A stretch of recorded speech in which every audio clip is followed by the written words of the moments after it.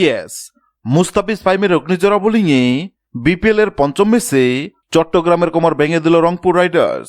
Bangladesh premier লিগের দ্বাদশ আসরের পঞ্চম ম্যাচে মুখোমুখি হয়েছে চট্টগ্রাম রয়্যালস ও রংপুর রাইডার্স।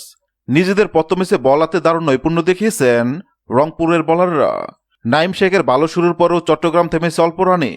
সিলেট আন্তর্জাতিক ক্রিকেট স্টেডিয়ামে টস ভাগ্য এসেছিল রংপুরের পক্ষে। রংপুরের অধিনায়ক নুরুল হাসান সুহান প্রথমে ফিল্ডিংয়ের সিদ্ধান্ত নেন।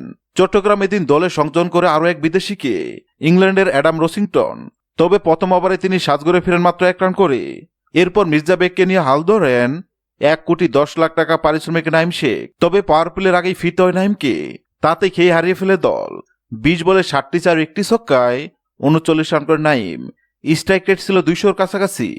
আগের ম্যাচে জয়নাক মির্জা বেগ 24 বলে 20 রান করে সাজঘরে ফিরেন।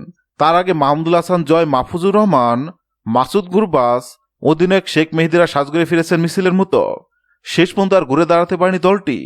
17.5 ওভারে অল আউট হয় 102 রানে। ফাহিম আশরাফ একাই শিকার করেন 5টি উইকেট। এছাড়া রংপুরের পক্ষে মুস্তাফিজ শিকার করেন 2টি উইকেট। এছাড়া নাহিদ রানা, আলিসাল ইসলাম, সুফিয়ান মুকিম 1টি করে উইকেট শিকার করেন। হ্যাঁ দর্শক, আজকের ম্যাচে মুস্তাফিজ এবং ফাহিম আশরাফের বোলিং আপনার কেমন লেগেছে অবশ্যই কমেন্ট করে জানাবেন। ভিডিওটি ভালো লাগলে লাইক দিবেন এবং সাবস্ক্রাইব আমাদের চ্যানেলের সঙ্গে থাকবেন। ভিডিওটি দেখার জন্য আপনাকে অসংখ্য ধন্যবাদ।